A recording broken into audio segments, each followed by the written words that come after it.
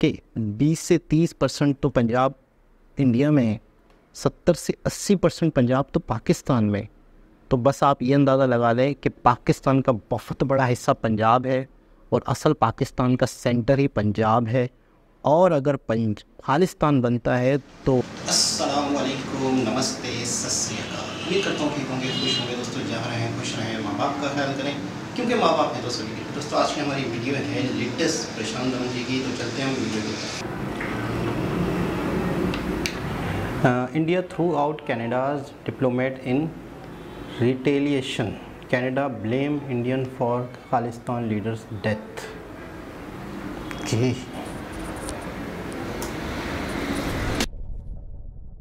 नमस्कार and I welcome you all to world affairs. मैं हूं प्रशांत धवन।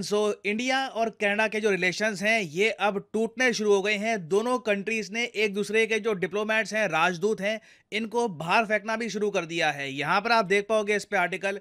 सबसे पहले कनाडा ने क्या किया कि इंडिया के जो एक डिप्लोमेट हैं जो काम कर रहे थे कनाडा में, ये कह दिया कि ये इंटेलिजेंस से कहीं ना कहीं कनेक्टेड है और इनको कह दिया कि आप वापस इंडिया जाओ ना। मैं आपको ये बता दूं, जब कंट्रीज के रिलेशंस बहुत खराब हो जाते हैं ना, तब एक दूसरे के डिप्लोमेट्स को निकाला जाता है। मोस्ट रिसेंटली आपने देखा होगा कि रशियन डिप्लोमेट्स को कई यूरोपीय देश बाहर निकालते हैं क्योंकि वहां पर यूक्रेन का इशू है, वॉर का सिनेरियो है। अब इमेजिन करके देखिए कि कनाडा कितना बड़ा स्टेप ले रहा है इंडियन डिप्लोमेट को अपने देश से बाहर निकालकर। और साथ में इन्होंने ये भी ऐड कर दिया, इनके प्राइम मिनिस्टर ने अपने पार्लियामेंट में इनके कंट्री के सामने ये भी बोल दिया कि हाल ही में जो एक खालिस्तानी लीडर की डेथ हुई है कनाडा में, उसके पीछे भारत सरकार के एजेंट्स इन्वॉल्व हैं। ये क्लेम किया है जस्टिन ट्रूडो ने। और ऑफ कोर्स हम यहाँ पे बात कर रहे हैं हरदीप सिंह निज्जर की। ये खालिस्तानी लीडर था। 2018 में पंजाब के उस टाइम के जो चीफ मिनिस्टर थे कैप्टन अमरिंदर सिंह, इन्होंने जस्टिन ट्रूडो को एक लिस्ट दी थी मोस्ट वांटेड पर्संस की, उनमें से एक निज्जर था। और over the years Hardeep Singh Nijjar पे बहुत सारे आरोप लगे थे कि इसने इंडिया में लगातार किलिंग्स करवाई है और जो खालिस्तानी ग्रुप्स है सिक्स फॉर जस्टिस, उसको भी यह लीड करता था। नाउ 18 जून 2022 को जब निज्जर अपने ट्रक में बैठा था, कुछ लोग आते हैं, गोलियां चलाते हैं इस पर और चले जाते हैं। कुछ पता नहीं कि वो लोग कहाँ के थे, किसके थे, मगर जस्टिन ट्रूडो ने कैनेडियन पार्लियामेंट में खड़े होकर यह कह दिया, Over the past number of weeks, Canadian security agencies have been actively pursuing credible allegations of a potential link between agents of the government of India and the killing of a Canadian citizen, Hardeep Singh Nijjar. Canada is a rule of law country. The protection of our citizens and defense of our sovereignty are fundamental. Our top priorities have therefore been, one, that our law enforcement and security agencies ensure the continued safety of all Canadians, and two, that all steps be taken to hold perpetrators of this murder to account. Now ये तो Justin Trudeau ने कहा इनके parliament में। इसके बाद जो ये अनाउंसमेंट थी कि जो इंडियन डिप्लोमेट है इसको ये बाहर निकाल रहे हैं, ये अनाउंसमेंट कनाडा की जो विदेश मंत्री है उन्होंने करी है। और अगेन मुझे सबसे अजीब बात ये लगी है, अभी तक कुछ प्रूव नहीं हुआ। आई मीन लिटरली ये कनाडा की विदेश मंत्री है, इनकी जो ये स्टेटमेंट है सुनिए। First and foremost, I would like to extend my condolences to the family and loved ones of Hardeep Singh Nijjar. The allegations that a representative of a foreign government may have been involved. Again, allegations may have been involved. जब आपको खुद ही पता नहीं है, आपको खुद ही इस बात की कंफर्मेशन नहीं है कि जो आरोप आप लगा रहे हैं ये रियल है या नहीं है, उससे पहले ही इतना बड़ा स्टेप आप क्यों लोगे?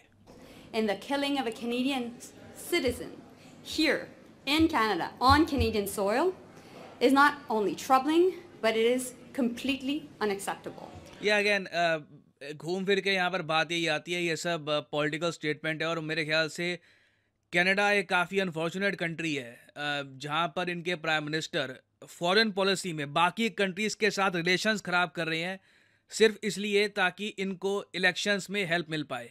और इसके बारे में मैं आपको एक प्रीवियस वीडियो में बता चुका हूँ कि जस्टिन ट्रूडो जो आज के समय कनाडा के प्राइम मिनिस्टर हैं, इनकी पार्टी है लिबरल पार्टी ऑफ कनाडा। इनके पास इतना बहुमत नहीं है कि कनाडा में सरकार चला पाए। इनको आज के समय आउटसाइड सपोर्ट मिल रहा है एनडीपी से। एनडीपी है न्यू डेमोक्रेटिक पार्टी, जिसके लीडर हैं जगमीत सिंह।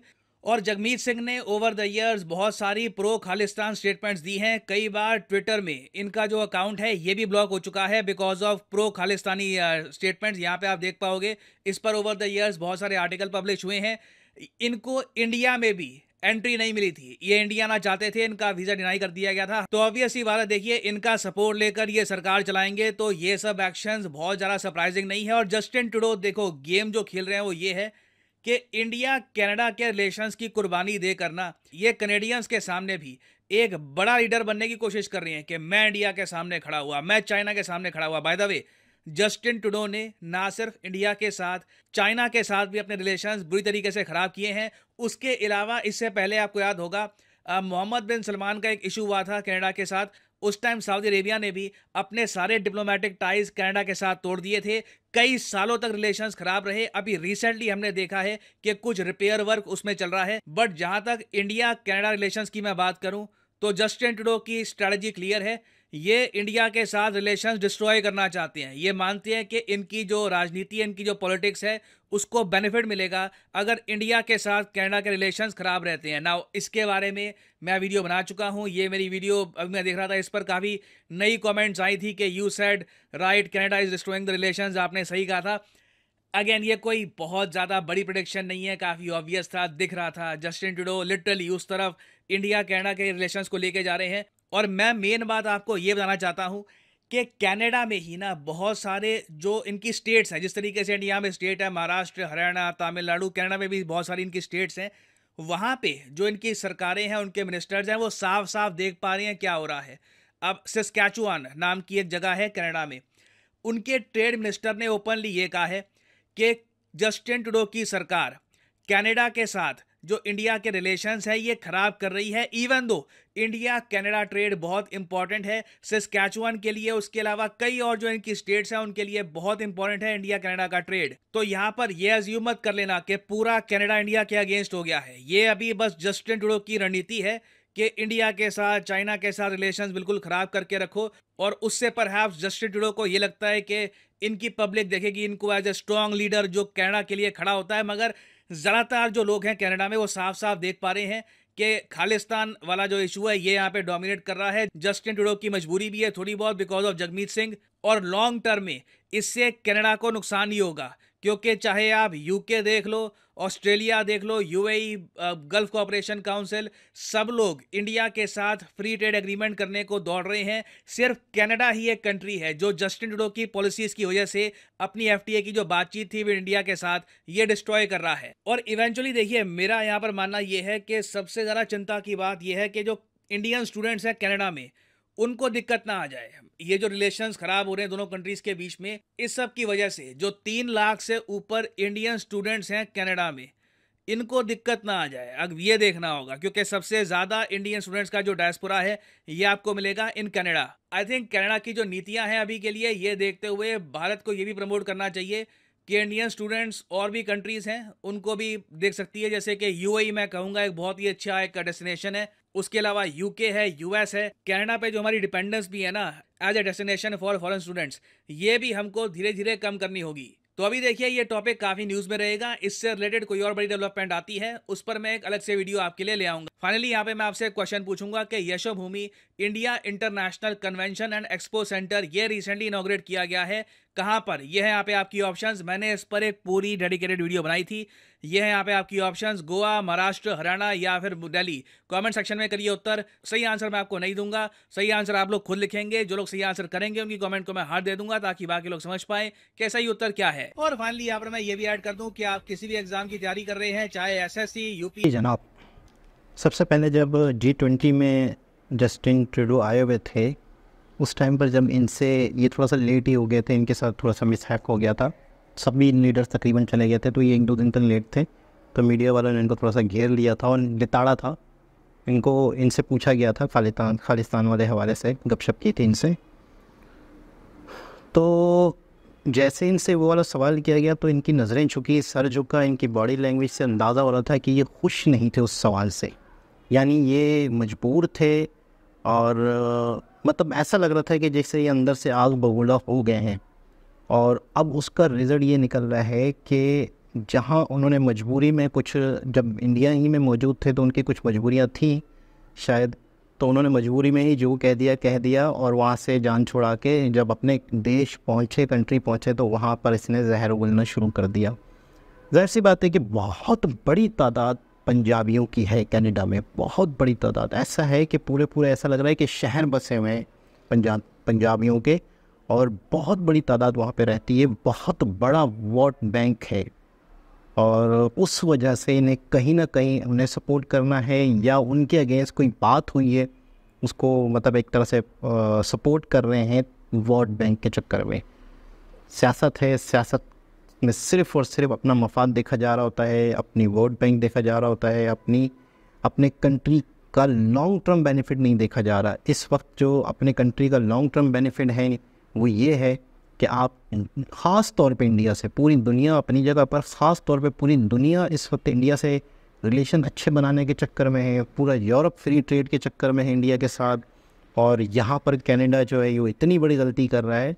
लेकिन कहीं ना कहीं इस तरह की चीज़ें जो हैं, पढ़े लिखी जो नेशन होती है वो चीज़ों को समझती हैं कि हमारे लीडर्स जो हैं कहाँ गलती कर रहे हैं, कहाँ अपना ज़ाती बेनिफिट वोट बैंक के चक्कर में काम कर रहे हैं, कहाँ पर वो सीधा जनता के चक्कर में काम करें। अगर जनता के लिए ये काम करें तो वोट बैंक तो इनका ऑटोमेटिकली हो जाएगा। मतलब वोट लॉन्ग टर्म के लिए अगर आपने जनता के दिलों में समाना है, उनके लिए कुछ करना है, तो आपको देश के बारे में सोचना होगा, कंट्री के बारे में सोचना होगा। लेकिन ज़ाती बेनिफिट देख रहे हैं, पार्टी बेनिफिट देख रहे हैं, आगे सत्ता में रहने का बेनिफिट देख रहे हैं। तो उस जब मीडिया ने इनसे सवाल किया था तो उस वक्त भी ये मतलब मायूस, बहुत ज़्यादा मायूस लग रहे थे।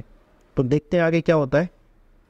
और ऐसी भी मैंने वीडियोस देखी हैं जहाँ पे कनाडा में बैठे हुए, जेलों में बैठे हुए लोग हैं, बाकायदा वीडियो कॉल पे बात कर रहे हैं। मुझे बड़ी हैरत होती है कैसे पॉसिबल है और किस तरीके से ये मुमकिन है कि वहाँ पे लोग बैठे हुए और फ़ोन पे बात कर रहे होते हैं किसी से भी।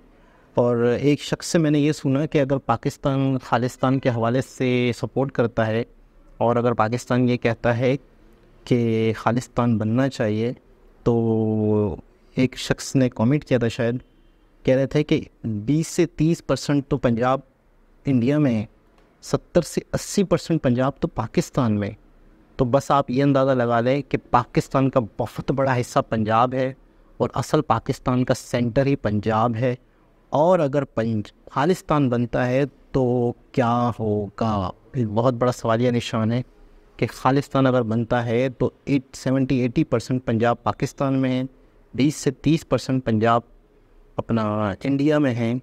तो खालिस्तान बनता है तो क्या होगा पाकिस्तान का, एक बहुत बड़ा सवालिया निशान है। इस पर सोचना पड़ेगा हमारे पाकिस्तानियों को। दोबारा किसी और वीडियो के साथ आपसे मुलाकात होगी, जब तक के लिए अल्लाह हाफ़िज़।